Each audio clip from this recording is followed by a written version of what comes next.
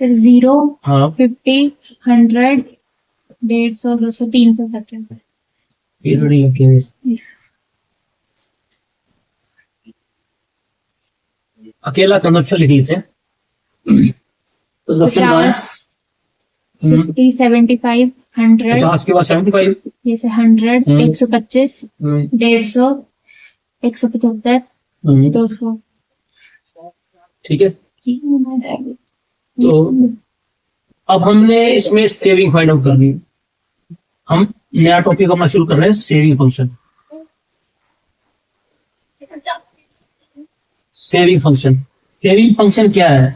अब पहले तो सेविंग, अगर हम अकेली सेविंग की डेफिनेशन की बात करें तो वो क्या है? सेविंग, इट रेफर्स टू, लिख लो इसको, दैट पार्ट ऑफ इनकम,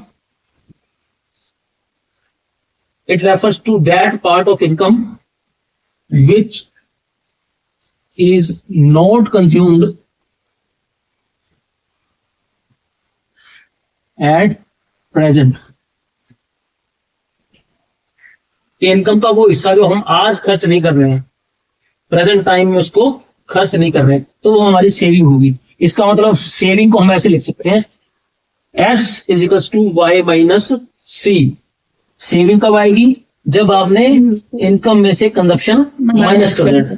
ठीक है, तो यहां पर हम लिख ले saving is equals to Y minus C. तो यहां अगर हमें क्वेश्चन में दे रखा है कि सेविंग फाइंड आउट, तो इजीली फाइंड आउट कर सकते हैं। यहाँ क्या आ जाएगा? -50, यहाँ क्या आ जाएगा? 25, ये 0, ये पॉजिटिव 25, ये 50, और ये 75, और ये 100। क्लियर है? बड़ा आसान किया, कुछ ज्यादा नहीं किया हमने, बस वाई में से सी माइनस कर दिया तो ऐसा आ गया हमारा। ठीक है, अब हम बात करें सेविंग फंक्शन की। तो सेविंग फंक्शन क्या है? It refers to the functional relationship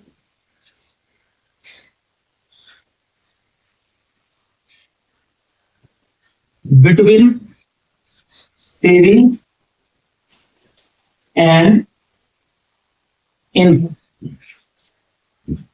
income और सेविंग के बीच का फंक्शनल रिलेशनशिप, ये दोनों आपस में कैसे काम करते हैं? तो ऐसे काम करते हैं, इट मीन्स, या कह लो it shows when income increases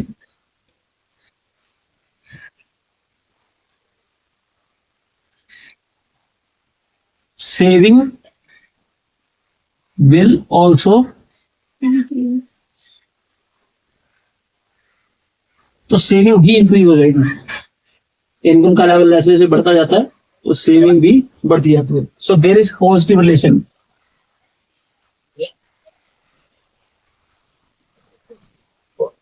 कैसा रिलेशन है? Positive relation between the two. Clear? Yes sir. तो अब आई थिंक इतना ही हम करें इसको, या इसको प्लॉट करके देख सकते हैं, फिर उसके बाद इसको खत्म करेंगे।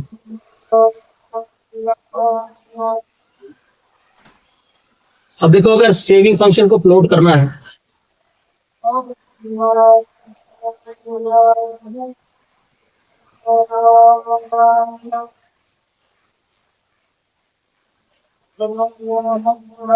तो सेविंग आपने लेनी है वाई एक्सिस पर और इनकम लेनी है आपने एक्स एक्सिस पर।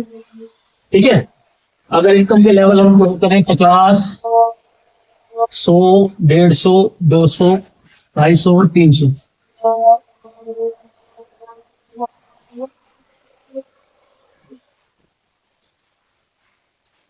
और उसके साथ हमने सेविंग प्लॉट करनी है। अब देखो, सेविंग माइनस में शुरू हो रही है, ये किस वजह से? ऑटोनोमस कंजप्शन की वजह से। ठीक है, तो हमेशा याद रखना, जो जीरो लेवल पर इनकम होगी उसमें ऑटोनोमस कंजप्शन और जो नेगेटिव सेविंग है वो बराबर होगी। ठीक है, तो अभी 50 -50 है आपका सेविंग, क्योंकि हमने डेटा जो लिया है उसमें ऑटोनोमस कंजप्शन कितनी है? 50 जीरो लेवल पर, ठीक है। तो और अगर इनकम बढ़ के 50 हुई तो सेविंग कितनी है 25।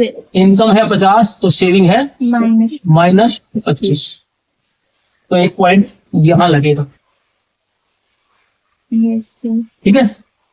फिर देखो अगर इनकम 100 है तो सेविंग 0 है, इसका मतलब सारे का सारा खर्च कर दिया। कंजप्शन भी 100 है इनकम के इक्विवेलेंट, Yes. जो ब्रेक इवन पॉइंट था, तो इसका मतलब ब्रेक इवन पॉइंट पर सेविंग 0, यस सर ठीक है ना। यस सर ये भी क्वेश्चन पूछा जा सकता है कि at break even point what will be the value of saving, the saving will be 0। अब 150 है इनकम तो सेविंग कितनी है पॉजिटिव 25। अगर 150 है तो यहाँ अगर हम 50 लिखे तो ये हमारा पॉजिटिव 25 150 के साथ, ठीक है ना।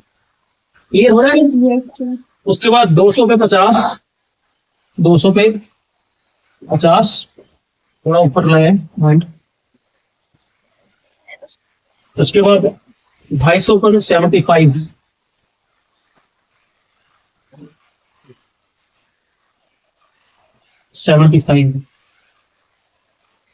और 300 पर 100।